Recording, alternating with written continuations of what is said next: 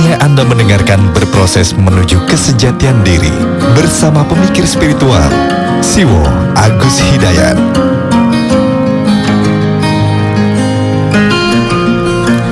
Assalamualaikum warahmatullahi wabarakatuh. Selamat malam Light Audience. Kita jumpa lagi di Berproses Menuju Kesejahteraan Diri bersama saya Dave Emerald. Dan seperti biasa berproses menuju kesejahteraan diri bersama teman sharing kita yaitu Siwo Agus Hidayat. Dan untuk Anda yang ingin sharing di acara ini seperti biasa Anda bisa telepon kami ke 3983596 atau Anda bisa SMS di 0818801058. Oke, kita akan menyapa dulu Siwo malam hari ini. Assalamualaikum Siwo.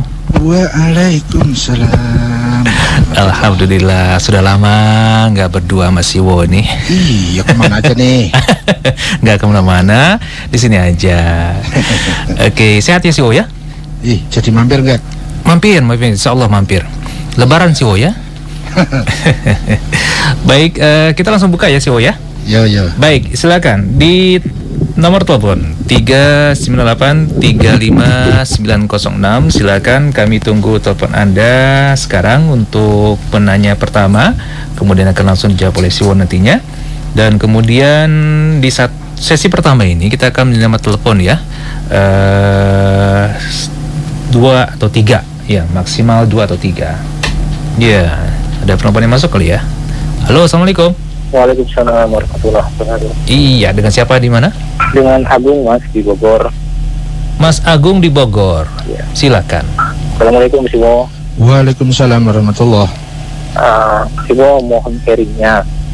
Ini mengenai kita kan sering mendengar antara ujian dengan azab ya Siwo, mengenai sakit atau hal-hal yang kurang menyenangkan kita. Nah, validatornya apa sih Siwo sehingga kita bisa mengklasifikasikan ini ujian, ini azab atau hukuman gitu Siwo. Itu Ya. aja Siwo, mohon sharingnya. Baik. Itu. Waalaikumsalam warahmatullahi wabarakatuh. Light Audience, berproses menuju kesejahteraan diri dibuka oleh Mas Agung di Bogor yang menanyain validator ini ujian atau azab atau hukuman. Itu validatornya apa? Silakan Siwo. Saya ambil. Silakan. Dengan santai-santai. Siap.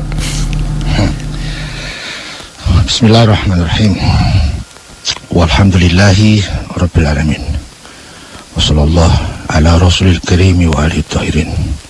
Wala hawla wala quwata illa billahil aliyil azim. Assalamualaikum warahmatullahi wabarakatuh. Waalaikumsalam warahmatullahi wabarakatuh. Kita ketemu lagi, kita sharing kembali. Sebagaimana biasa, saya bukan siapa-siapa, sekedar teman sharing Anda, bukan narasumber, bukan rujukan. Tidak dalam rangka mengatasnamakan kebenaran, tidak dalam rangka mengatasnamakan Islam, tidak dalam rangka mengatasnamakan hal-hal yang setingkat itu. Hanya mengatasnamakan diri saya sendiri yang ilmunya masih pada ranah yang relatif, belum ada jaminan pasti benarnya, sehingga boleh diterima, boleh juga ditolak. Syukur-syukur berkenan untuk mengkritisi dan membantu proses percepatan saya dalam rangka menapak jalan keilmuan. Syukur-syukur bisa nanti menggapai kepada jalan menapak sistem keguruan. Ya, teman-teman. Jadi mohon jangan tergesa diterima, namun juga mohon jangan tergesa ditolak. Ambil selalu kebenaran-kebenaran, tolak selalu kesalahan-kesalahan. Ambil selalu sebab-sebab kebenaran, maka akibatnya pasti mengikuti, karena sudah ada hukum pastinya. Semakin kita mengambil sebab-sebab kebenaran, semakin kita menerima sebab-sebab kebenaran, jangan khawatir, akibat pasti mengikutinya. Dan hari ini kita sudah melewati 10 hari, ya. Mungkin ada yang 9, mungkin juga ada yang 11. Kurang lebih kita sudah melewati 10 hari, hari-hari yang sangat istimewa, hari-hari yang manakala kita mengambil satu sebab kebenaran akan mempunyai nilai invest saham dilipatkan menjadi 1000 kali. Siapa yang membangun satu sebab kebahagiaan di bulan ini akan mempunyai dampak 1000 akibat kebahagiaan. Tinggal kita mau atau tidak memanfaatkannya. Kita masih punya waktu sekitar 20 hari sebelum bulan spektakuler, bulan bonus gila-gilaan, bulan yang dibuka pintu-pintu kebahagiaan, yang dilipatkan semua kebaikan-kebaikan. Tinggal kita mau atau tidak. Masih ada waktu 20 hari, ya. Dan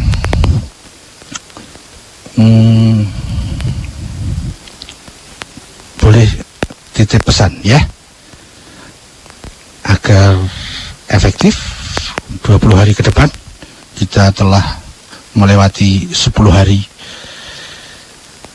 Hati-hati dalam menata tujuan. Apa tujuan berpuasa? Begitu meleset, kita akan mengetahui ruginya nanti setelah kita punya mata spiritual. Mungkin sekarang belum kerasa. Fokus tujuan. Menurut ilmu saya, apapun tujuannya selain Tuhan tidak tepat. Karena seluruh apapun selain Tuhan adalah akibat.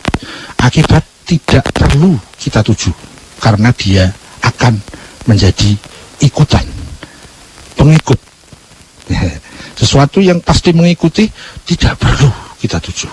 Hanya ada satu sebab, yaitu Tuhan. Pada saat kita fokus hidup kita, tujuan fokus terhadap Tuhan, yang lain pasti mengikutinya. Karena selain Tuhan adalah akibat-akibat. Pada saat kita menuju sebabnya, semua akibatnya akan mengikuti. Fokus tujuan. Dan waspada niat. Kita kepleset niat, maka nilai spiritual, nilai kebahagiaan, nilai kedamaian, ketentraman, berkah akan hilang. Kita hanya akan mendapat hal-hal yang sifatnya materi, duniawi saja. Tidak menyentuh, menambah kedewasaan, menambah kedamaian, menambah keindahan kepribadian kita. Dan yang terakhir, titip pesannya, 20 hari ke depan. Tinggal 20 hari lagi. Akan, paling tidak bagi saya, akan menjadi sangat efektif manakala kegiatan kita 24 jam sehari kita kemas, kita kasih packing, seluruhnya ada dalam wadah kewajiban, tugas, konsentrasi tugas, ya. Ya sebisa-bisa kita lah. Bagaimana kita memaking kegiatan, kita masukkan kepada kotak yang wajib, dan itu sangat banyak.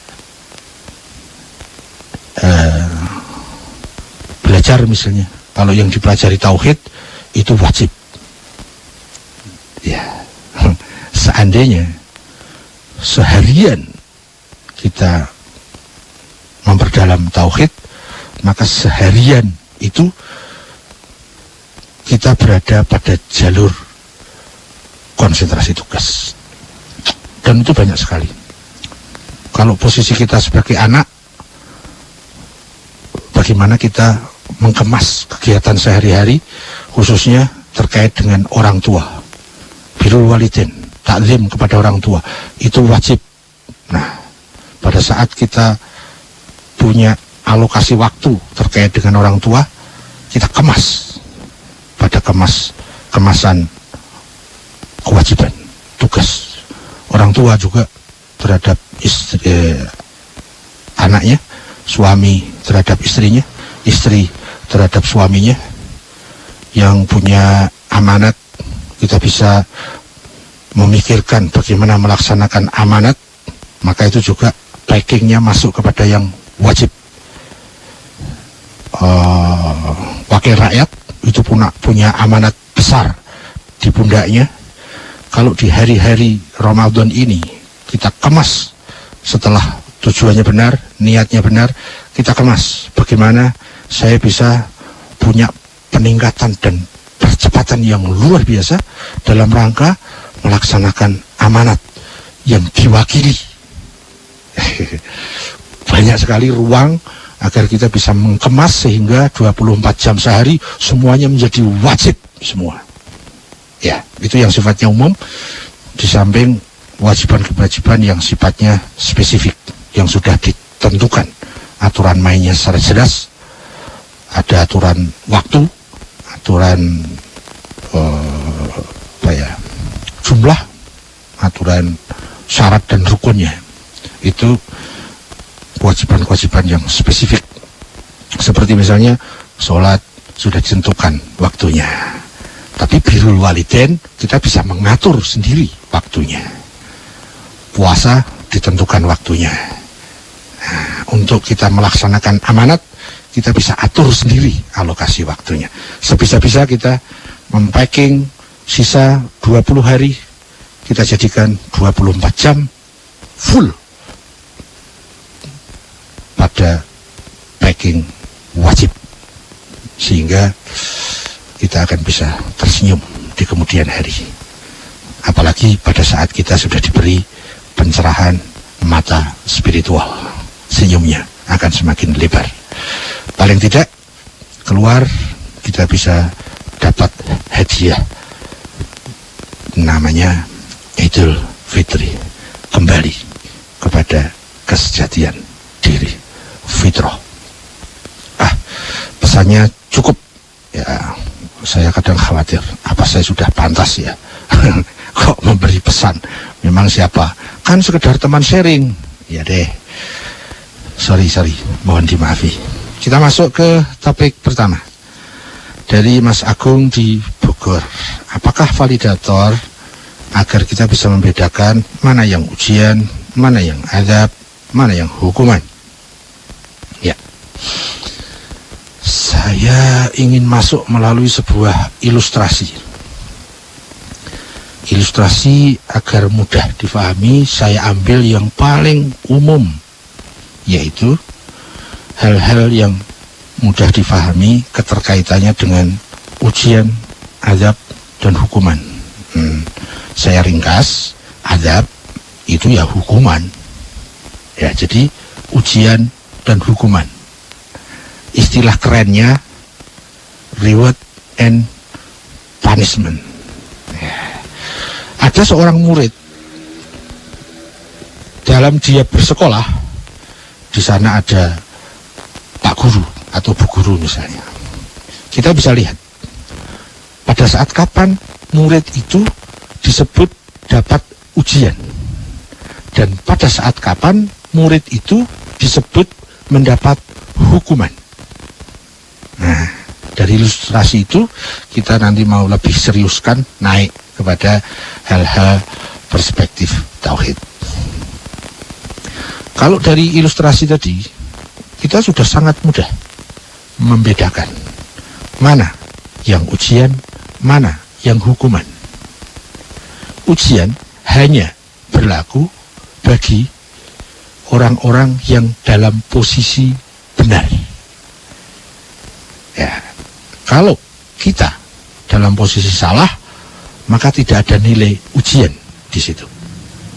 Pada saat tujuannya benar, niatnya benar, konsentrasi tugasnya benar, maka semua yang terjadi, entah itu yang menyenangkan, entah itu yang tidak menyenangkan. Pada saat bisnis kita laba ataupun kita rugi, semuanya bentuknya ujian. Ujian itu fungsinya untuk menaikkan tingkat, untuk semakin mendewasakan diri kita, untuk semakin memandaikan diri kita, untuk semakin membahagiakan diri kita, untuk semakin menyempurnakan diri kita. Sedangkan hukuman adalah akibat dari kesalahan. Pada saat tujuan kita salah, niat kita salah, cara kita salah, maka di situ yang ada adalah hukuman. Hukuman itu bisa jadi laba pada saat bisnis, jadi laba itu hukuman. Pada saat rugi, rugi juga hukuman. Jadi validatornya untuk membedakan sedang dihukum atau sedang diuji adalah kita dalam posisi benar atau salah. Pada saat kita dalam posisi benar, tujuannya benar, niatnya benar, caranya benar, semua yang kita alami, semua yang terjadi yang terkait dengan diri kita seluruhnya baik dan menyempurnakan, membahagiakan. Sebaliknya, pada saat kita pada posisi salah, tujuannya salah, niatnya salah, caranya salah, seluruh yang terjadi, apapun peristiwanya, apapun yang terjadi, kita suka ataupun tidak suka, seluruhnya adalah hukuman. Hukuman itu berfungsi untuk mengembalikan kita kepada track yang benar. Fungsi hukuman itu agar mengembalikan kita kepada track yang benar. Ujian fungsinya untuk menaikkan mutu diri kita.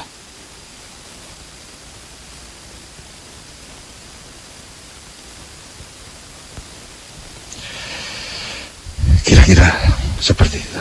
Paling tidak menurut yang saya tahu seperti itu. Apakah validator ujian atau hukuman? Validatornya adalah saya sedang dalam posisi benar atau salah.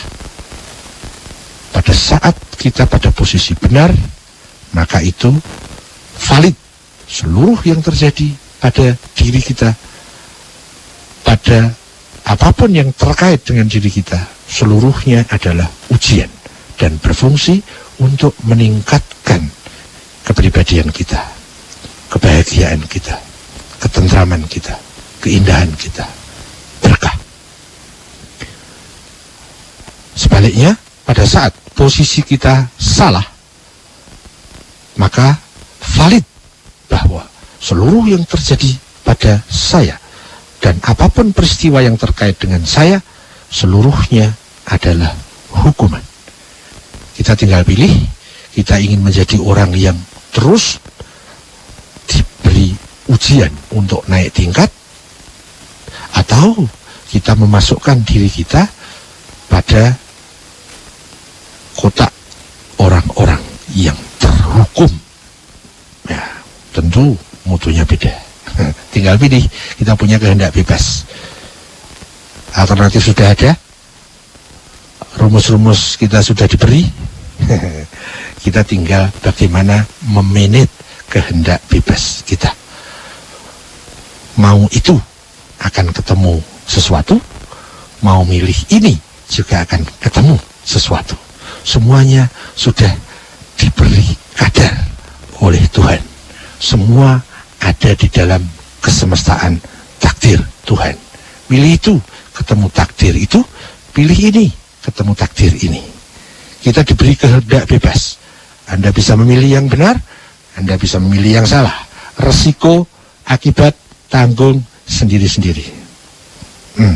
Pada saat kita membangun sekarang dengan sebab-sebab yang benar, masa depan kita cerah. Pada saat sekarang kita membangun dengan memilih sebab-sebab yang salah, kita sedang membangun kesengsaraan di masa depan. Kira-kira begitu, Mas Agung. Saya kembali ke Mas Dev. Bung Dev. Oke, terima kasih Siwo. Baik, kembali kami buka nomor telepon 398359906. Silakan hubungi nomor itu. Langsung kita akan mencoba menjawab kira-kira apa sharing Anda. Halo, assalamualaikum. Halo, assalamualaikum. Waalaikumsalam warahmatullahi wabarakatuh. Dengan siapa ini? Dengan Aditya di Bekasi. Aditya Iya. di Bekasi. Silakan. Assalamualaikum Siwo. Waalaikumsalam warahmatullahi. Nah, Siwo mohon sharingkan tentang keakuan yang bisa menyebabkan fatalnya seorang sedang berproses menuju kesejatian diri. Yang bisa menyebabkan fatalnya Fatal. iya. Untuk berproses menuju kesejahteraan diri gitu. Iya. Oke. Ya. Iya, itu saja Siwo. Terima kasih Aditya. Keakuan manakah yang bisa menyebabkan fatalnya dalam rangka berproses menuju kesejatian diri? Mas Aditya di Bekasi. Kalau dalam kalimat global, semua keakuan itu fatal. Seluruh kekisruhan itu akarnya ada di keakuan, egoisme. Bahasa teknisnya namanya anania, keakuan, egoisme. Jadi semua yang berpusat kepada egoisme, keakuan, anania, semuanya fatal. Semuanya menghambat dalam rangka proses menuju kemanusiaan, proses menuju insaniah, proses menuju Tuhan. Ya, dan hanya itu satu-satunya penyebab kefatalan. Yang lain-lain banyak sekali, itu hanya ikutan-ikutan, cabang-cabang, aksiden, bukan substansi. Substansi seluruh keburukan, seluruh kerusakan, seluruh pertengkaran, seluruh peperangan, seluruh apapun yang namanya keburukan, itu pangkalnya cuma satu, yaitu keakuan.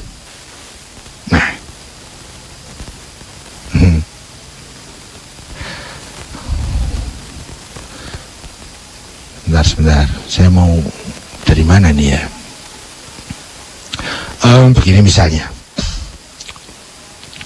saya kemarin tadi malam itu mendengarkan acara Mario Teguh, Golden Voice, dan menurut perspektif cara pandang saya, mekanisme yang di-sharingkan di situ bagus, ya. Setelah acara itu selesai, ada muncul pertanyaan saya. Yang tadi yang bagus-bagus itu tersisa satu pertanyaan. Bagaimana caranya? Ya. Jadi di sana di-sharingkan bagaimana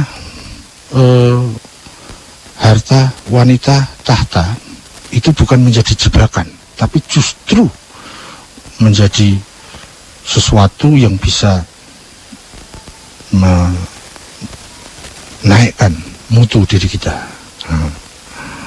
Dan antara lain begini, laki-laki, pria yang super adalah pada saat dia mempunyai harta yang super, mempunyai tahta yang super, dan mempunyai wanita yang super.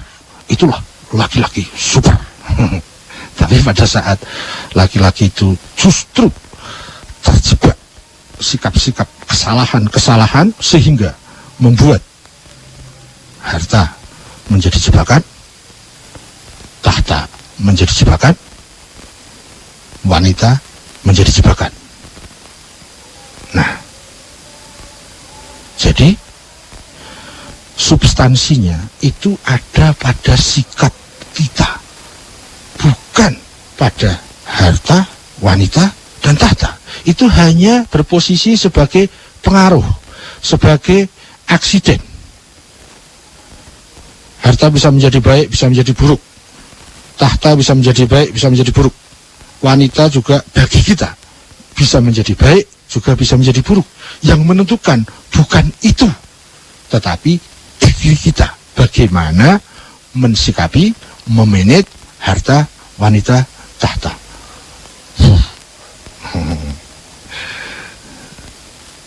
Super.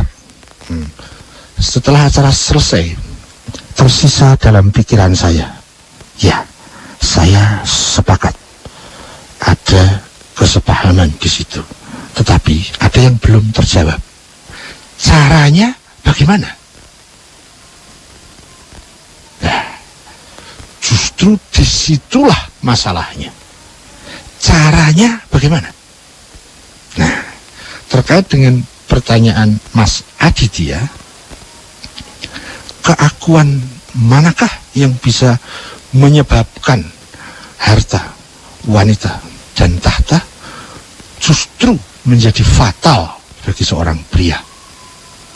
Nah, disinilah letak masalahnya. Semuanya sikap kita akan benar atau akan salah, itu sangat tergantung kepada bagaimana saya memanage keakuan saya, bagaimana saya memanage ego saya. Kalau dengan bahasa BMKD yang sering kita ungkap, bahwa yang menentukan diri saya baik atau buruk itu adalah bagaimana kita menjadikan aku ini sebagai muridnya nurani. Bagaimana mendudukkan nafas bisa duduk sebagai muridnya nurani. Disitulah terjadi pergolakan, disitulah terjadi persaingan, disitulah terjadi kompetisi, disitulah terjadi peperangan diri. Yang satu mengajak kepada Tuhan, yang satu mengajak kepada ego. Yang satu yang penting benar, yang satu mengatakan yang penting senang. Yang satu mengajak mari sukses bersama-sama, yang satu mengajak yang penting saya sukses, orang lain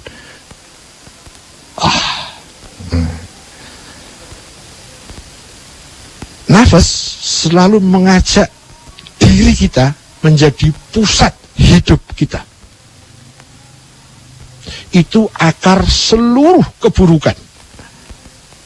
Pada saat aku menjadi pusat hidup saya, maka harta, wanita, tahta akan jadi jebakan, akan menjadi fatal. Bukan karena harta itu buruk, wanita itu buruk, tahta itu buruk, bukan itu yang buruk. Yang buruk adalah diri kita, karena menjadikan aku sebagai pusat kehidupan saya. Itu kalimat yang keluar dari nafas hayawaniyah kita, namanya nafas. Sementara pada sisi lain dalam diri kita ada nurani yang selalu mengajak menjadikan Tuhan sebagai pusat kehidupan kita.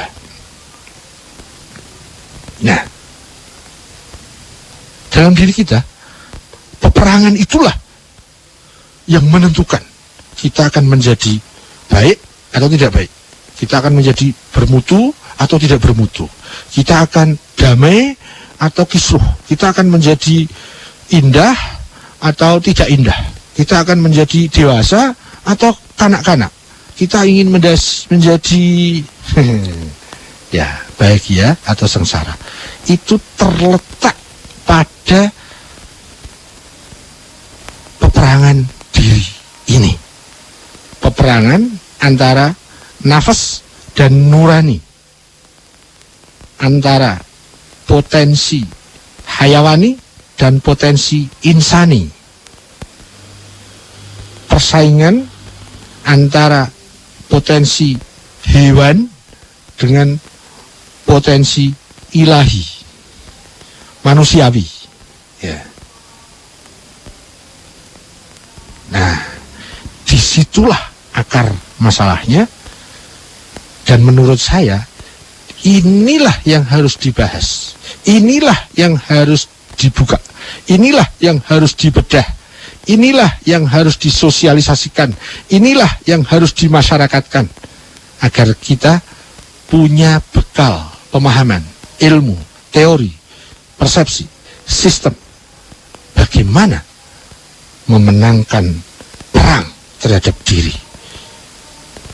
Pada saat kita bisa memenangi nurani yang menang, maka semuanya menjadi sarana-sarana yang efektif.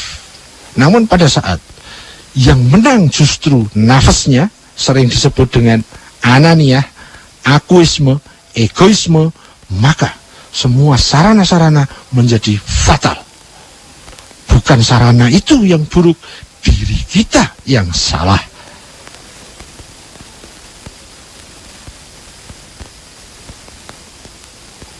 Hanya ada dua kemungkinan.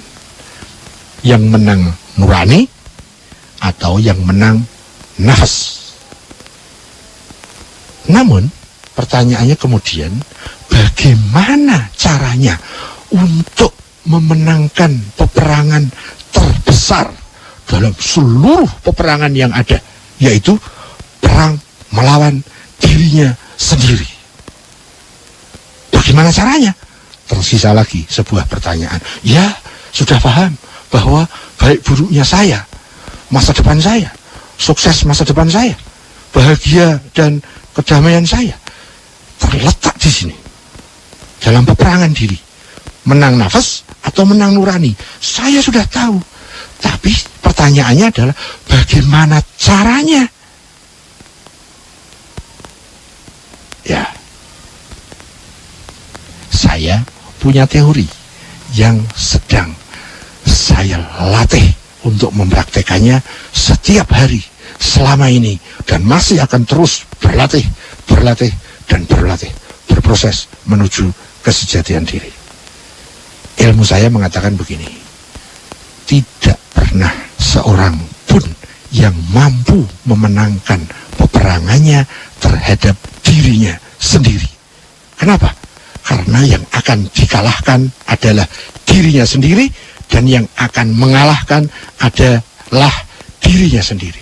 Tidak akan pernah mampu, karena yang akan dikalahkan juga adalah yang dicintainya. Lalu, jadi hanya tersisa fatal. Kita berperang, ya. Berperang diri, ya. Apa hasilnya? Fatal. Kenapa?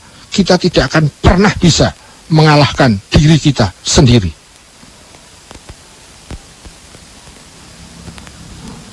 So what? Di sini kuncinya. Bagaimana agar keakuan kita bisa kita fungsikan agar tidak menjadi faktor yang fatal.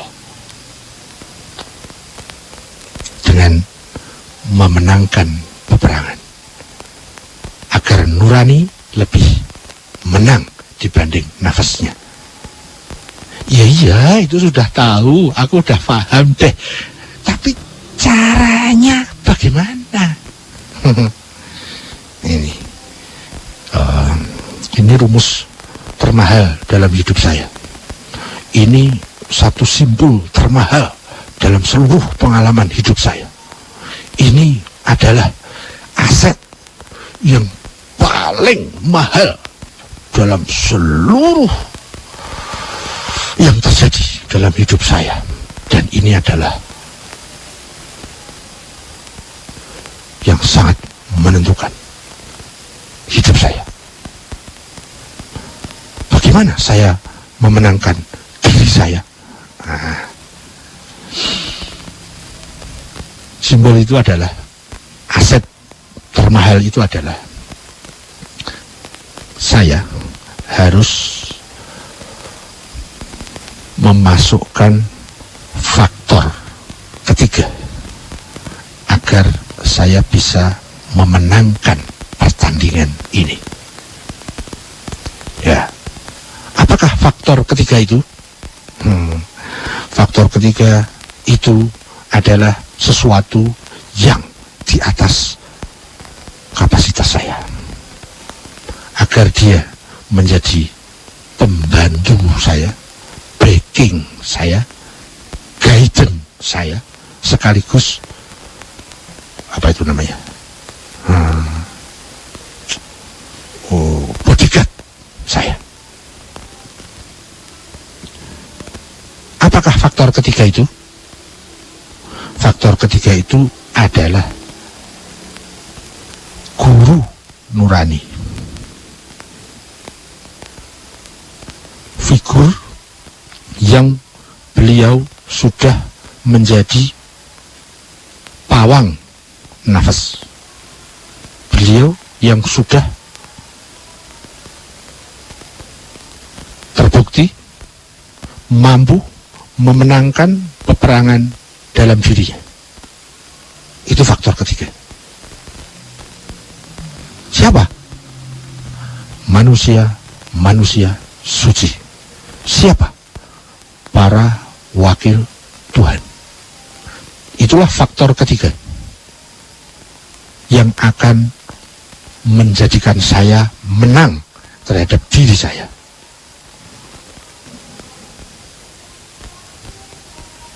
Ya, saya nggak bisa akses beliau. Idealnya bukan beliau, tapi Tuhan. Ya. Namun dalam perjalanan hierarkisnya itu bisa menempatkan secara bertahap. Para figur spiritual, para guru nurani, para wakil Tuhan yang akan membawa kita kemenangan-kemenangan dan akan membawa kita lebih dekat kepada Tuhan, kepada sebab, semua sebab yang seluruh akibat akan mengikutinya. Sulit? Nah, kalau sulit begini, itu bentuk-bentuk figur, ya. Ada yang belum punya guru, terus bagaimana? Alternatif kedua yang bisa saya simbolkan dari seluruh pergulatan hidup saya, yang bisa membantu agar saya memenangkan peperangan terhadap diri saya, adalah ilmu tauhid, ilmu tentang ketuhanan, ilmu tentang makrifat kepada Tuhan. Itu alternatif kedua. Alternatif pertama adalah figur, guru. Alternatif kedua adalah ilmu. Saya hanya punya dua alternatif. Bagaimana caranya? Kita masukkan dalam peperangan diri kita faktor ketiga, sehingga faktor ketiga itu akan membantu saya menang dalam perang besar dalam hidup saya, yaitu memerangi diri saya sendiri. Semakin kita memperdalam tauhid, peperangan itu semakin terbuka kemenangannya. Semakin kita bisa akses kepada guru-guru nurani, semakin terbuka ruang kita memenangkan perang diri itu.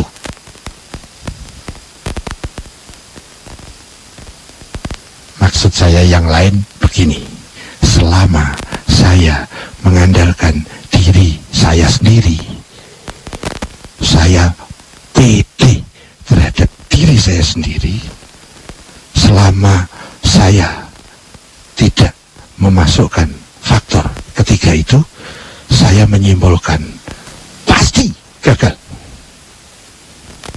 Kenapa? Ya kenapa? Karena memang saya tidak handal, kita tidak handal. Tapi kita sering diajari untuk percaya diri, gitu kan? Mengandalkan kekuatan sendiri. Yes. Bikin hukum sendiri. Wah. Nanti ada yang spektakuler. Kedaulatan di tangan rakyat. Wih. Hebat itu. Enggak. Kedaulatan di tangan Tuhan. Kedaulatan di tangan nurani.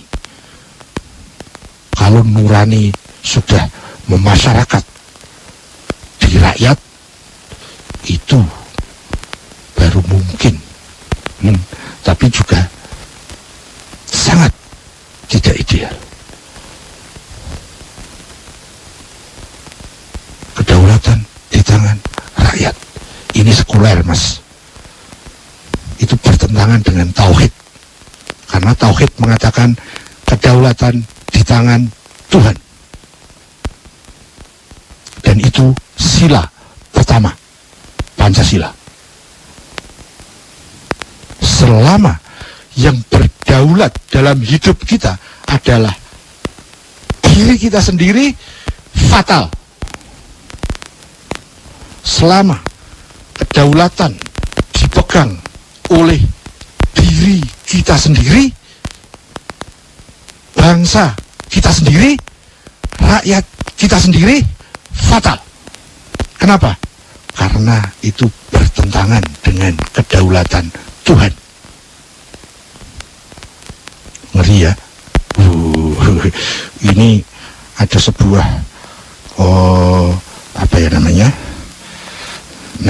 neker itu setin itu bola kaca kecil gitu.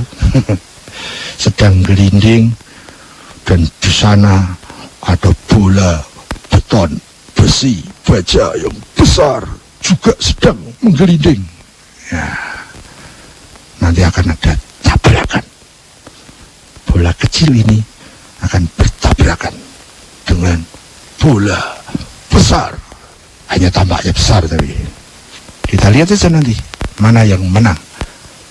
Kompetisi antara bola kecil tapi dengan tauhid, kedaulatan Tuhan, dengan bola yang tampaknya besar dengan kedaulatan rakyat.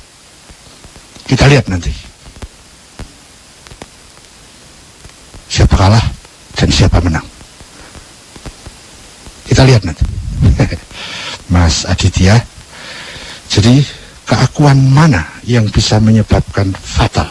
Yaitu pada saat keakuan itu dijadikan sebagai pusat kedaulatan. Maka apapun yang terjadi di bawah itu fatal. Baik pada pribadi, baik pada sosial, baik pada komunitas, baik kepada nation, baik kepada kebudayaan global. Pada saat aku yang menjadi berdaulat, sehingga Tuhan tak lagi berdaulat, maka seluruh proses kita adalah membangun kehancuran.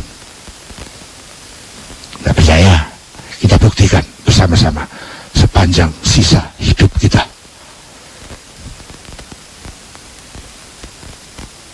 Oh, saya ngomong begini, bolonya sedikit, kecil, bertentangan dengan sebuah tradisi kebudayaan yang modern, namanya kedaulatan rakyat.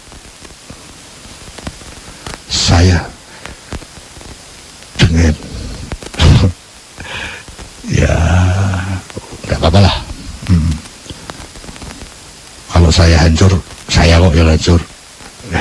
Kecuali Anda mau ikut saya, Anda juga ikut hancur. Ntar dulu, kita lihat nanti ya, mana bola kecil yang memposisikan kedaulatan Tuhan dengan bola besar yang memposisikan kedaulatan rakyat.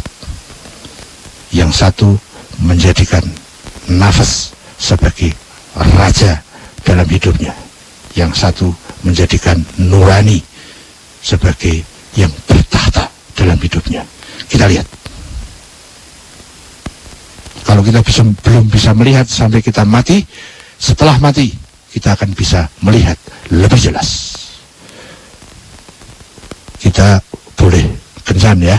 Yuk kita nanti ketemu setelah mati. Saya ada di mana dan yang lain ada di mana. Boleh. Kira-kira begitu. Agak lebih serius dan saya mohon maaf atas kelebihan seriusnya. Kita kembali santai, tapi Baik. fokus. Iya. Lanjut bro. Baik, 7 menit lagi Larida menjelang pukul 10 malam. Jadi kita terima satu penelpon lagi. Silakan di 398-359-06. Halo, assalamualaikum. Waalaikumsalam. Dengan siapa, di mana? Dari Bayu di Purwakarta. Bayu Purwakarta. Iya ya. Silakan. Ini masih mau tanya ini. Ini kan puasa itu kan diawali dari subuh sampai maghrib ya. Tapi ada wilayah bumi ini yang siangnya tuh lama atau malamnya tuh lama. Saya pernah baca di internet tuh. Ya. Itu gimana itu? Apanya bagaimana nih, Mas Bayu? Ada wilayah di bumi ini yang siangnya tuh lama gitu. Siang atau malamnya yang lama ya? Oke. Jadi itu gimana itu batas waktu puasanya? Baik. Kayaknya ya, makasih. Terima kasih Mas Bayu. Mas Bayu, terima kasih pertanyaannya. Ini wilayah